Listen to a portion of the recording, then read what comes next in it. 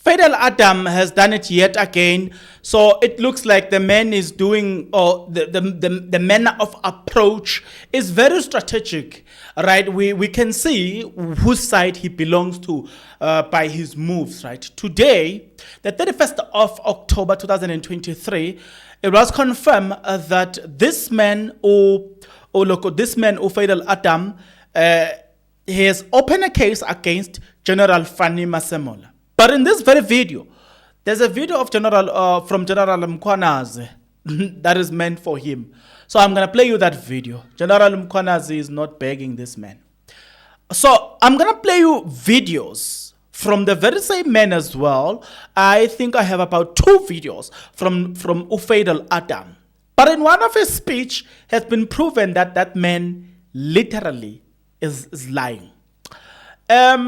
Let's talk about King Misizulu as well. There's a statement that I want us to entertain from King Misizulu, a very interesting one for that matter. So, where do you want me to start? Let's start with, let me first talk about Fidel Adam. So, he opens a case against General Agaist Masemola. You will remember that not long ago, he had opened a case against General Mkhwanzi, and General Mkhwanzi have responded and is not mincing his word or mincing his word, whatever way or word you want to use. The bottom line is he is not necessarily he is not having it at all. What did Fidel Adam say or did today? We all know that, I almost said it, but let me not say it. Fidel Adam, here. The bravest general in the country, when his province was burning, he went on leave. November 2021, the KZN riots, the man disappeared. When SAPS needed him, when the country needed him, he wasn't a brave general. When Mkhwanzi says in portfolio that my issue against his friend Kumalo is an HR issue, understand he makes this allegation as if he's seen the docket.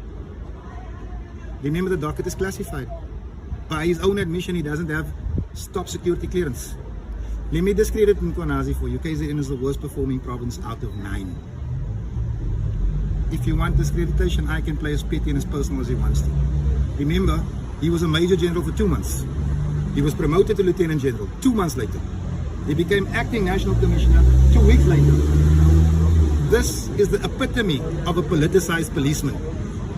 This man feels okay with us spending R500 million investigating 58 murders in KZN. He doesn't say anything about the anti-gang unit dealing with 3,000 murders in the Cape. Now, let's proceed a bit now. We will come back to Fidel Adam and we'll also come back to General Mkhwanzi. But I want us to pass through this. It has been reported, I didn't even know this. There's a report that goes as follows. King Misizulu forgives Senzo Mchunu for police raid on his palace amid ongoing controversies. King Misizulu Gazaltin has publicly forgiven suspended police minister Senzo Mchunu for leading a police raid on his Mashopeni palace few months ago, despite feeling deeply aggrieved by the incident. Speaking at a reconciliation in Bizo Wednesday, 29 October 2025, the king broke his silence on the matter, expressing concerns such event had never occurred during his father King Zwelithini's tenure. All right, so you realize that Senzo Mchunu, they have managed to upset a lot of people. So how many people are upset about the man? Maybe that's a question that I think we need to ask ourselves. How many people are upset about the man? I don't think he would have lasted if majority of the Zulu nation is angry at you and you still want them to come and back you up. I don't think he would have lasted. Now, let me take you back now to the words of Fatal Adam. Now, maybe we should start with Mkhwanzi, who has strong words against Fatal Adam. Then I will insert 2 videos from Fatal Adam. Mkhwanzi responding to Fatal Adam. That man, Mkhwanzi is not backing down. Mkhwanzi is a man who says, you know what? We will find each other on the field if need be. We'll find each other in court if need be. Wherever the finding happens, we will be prepared as we have been prepared as far as yesterday. You're like, it looks like Mkhwanzi set and calculated everything. As for Fatal Adam, Fatal Adam, I don't want to lie. I have my reservation about your move. No, but the man whom I don't have reservation for his move is this one. Or maybe let me start with Mr. Adams. The story is about Mr. Adams gone to police station to open a case against me. We'll deal with that at the ad hoc committee. If there's any case open at the police station, anyone has got the right to open a case. Police must investigate, and if there's a crime committed and the police feels that they must take that into the courts, and the courts, if they decide to prosecute, will prosecute. I was never afraid to be prosecuted. I'm not going to be afraid to be prosecuted now. So if Mr. Adams, who I spoke about in that commission, feels that he must then use the strategy to threaten or intimidate, it's okay. I'm not afraid of that. We already understand which side of the law he is. We'll find each other at the right place. Let it happen. He must bring it on. I will never be afraid of it. I'm still going to go back, I'm told, back to the commission, to the other committee. So we'll appear there and go and explain. And as I've said before, what I presented before the citizen in July, I beg your pardon, was not my making alone. It was the South African Police Service members, hardworking men and women, who are frustrated. And I'm sure as we are watching what's happening in the commission, we get to hear more and more police officers talking about the frustrations. So I said in my presentation, I've said in my statement, what I'm talking about is information I have. Some of it I read on documents that I'm entitled to read, and some of it is information I received from the colleagues that briefed me on it. So as I presented, representing the men and women in blue, where there was any omission or error made, that was not intentional and it's going to be explained.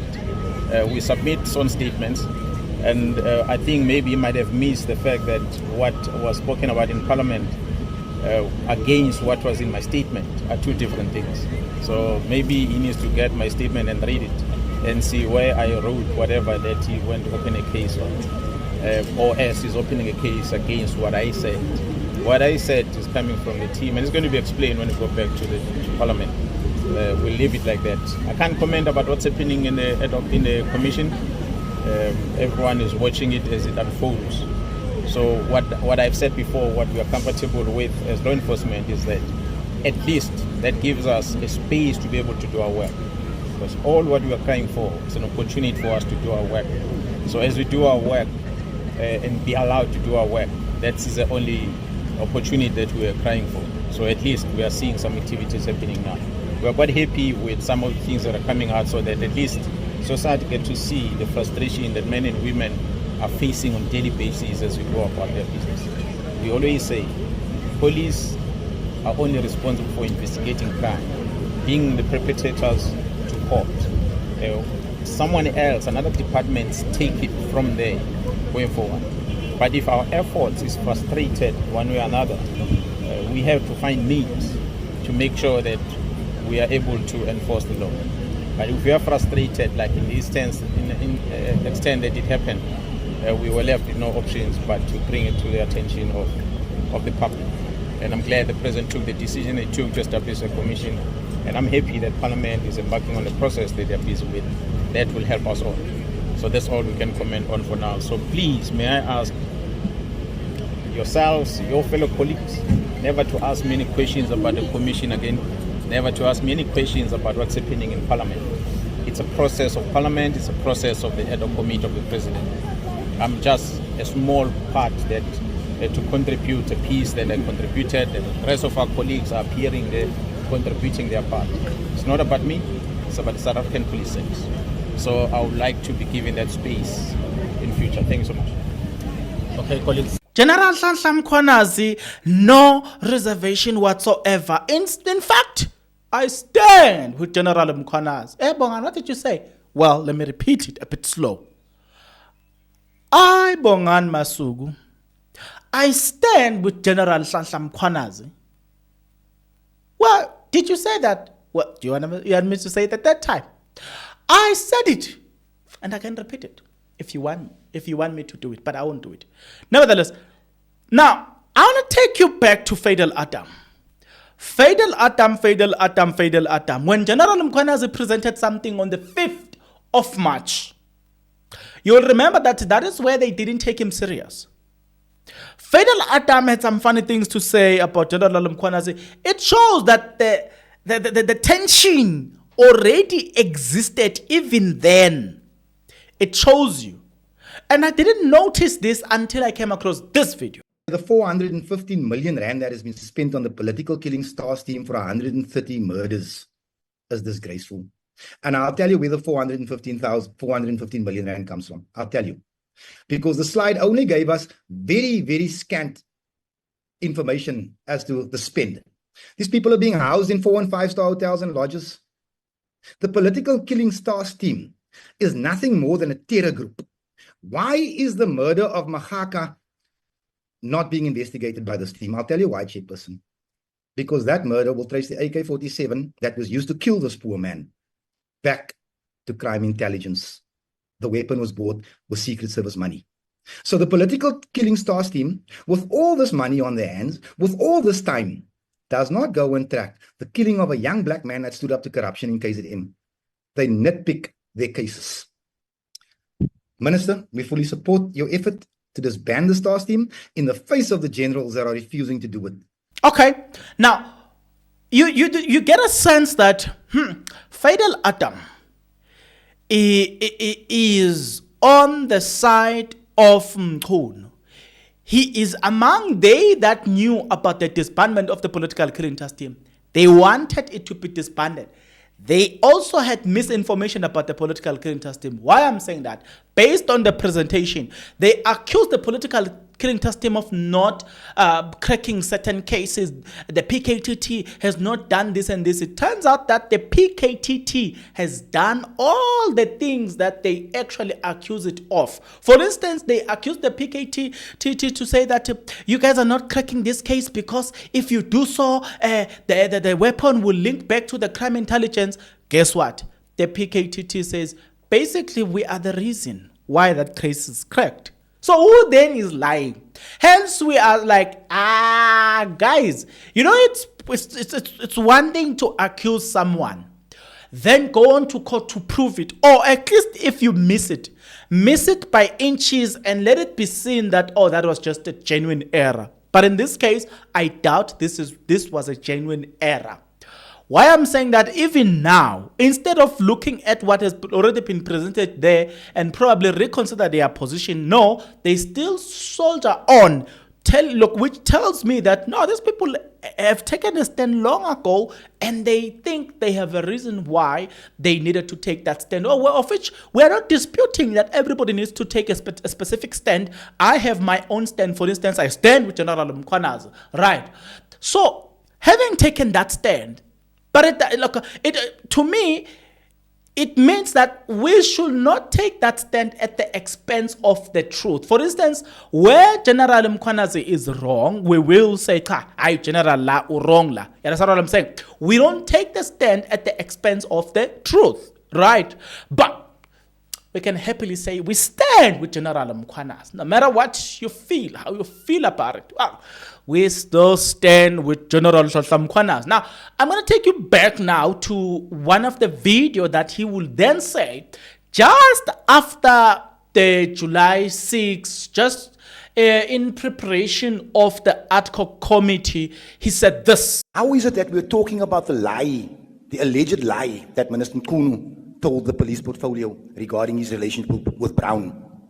But the National Commissioner could lie about the brigadier that they brought from BMW. How is this okay? Why are we targeting certain people as Parliament? We are eulogizing General Mkhwanzi. I, as the complainant in the charges against those 7 generals, when this portfolio called me a madman before they were arrested, I, as the complainant, am connecting the dots. That staged press conference with a general who now seeks additional protection, who had what looked like an armed militia behind him, it was a threat to this country. Let us call it what it is. He was trying to incite policemen to take action in the event of whatever it is that he knew was coming. Let me tell this committee what I suspect was coming. As the accounting officer for the South African Police Services, I suspect that the National Commissioner himself is up for arrest. And that press conference was nothing more than a preemptive move. And the country appears to have fallen for it. General Mkhwanzi must appear before this committee. The National Commissioner must appear before this committee. The IDAC must appear before this committee. General Khumalo, General Lushabo must come and sit in front of this committee. And I want to appeal and actually ask that we make it a recommendation that every member of this committee that has ever met with any law enforcement or investigative body or given them a statement or had a conversation must come clean and tell us what he said. I will be the first. I know Honorable James had that conversation. I have a suspicion there are a few more other people that are hiding things within this committee. Now, in order to clean out the service, we must all be honest. We can't demand accountability from the boys in blue and hide things right here. Hence I say, I stand with General Mkhwanzi because some of the things that he's arguing has already been proven, right? It's already been proven that no, man, some of these things you are basically lying, right? The fact that it is the PKTT that cracked the Sindiswa Makaka case, whether the firearm was linked to crime intelligence money, but the PKTT is the reason why that case is cracked. So your argument is therefore defeated. Because you were insinuating that, no, the reason they don't do it is because it's going to come back to the crime intelligence. And you know what I'm saying? You made it look like Dumsan Khumalo will have an egg on his face. It turns out that no. Actually, that's not the case. So who is basically lying in all of this? Is it General Mkhwanzi? Is it Dumsan Khumalo? Well, we stand with Dumsan Khumalo. We stand with Agaist Masemola. Well, okay, let me not stand anymore. Maybe as I stand, I get to chow more of your data. Let me exit. But I want to ask you a question now. You tell me in the comment section below, what do you make about everything that I've just said here? Me and you will meet in the next episode. But until then, please take care.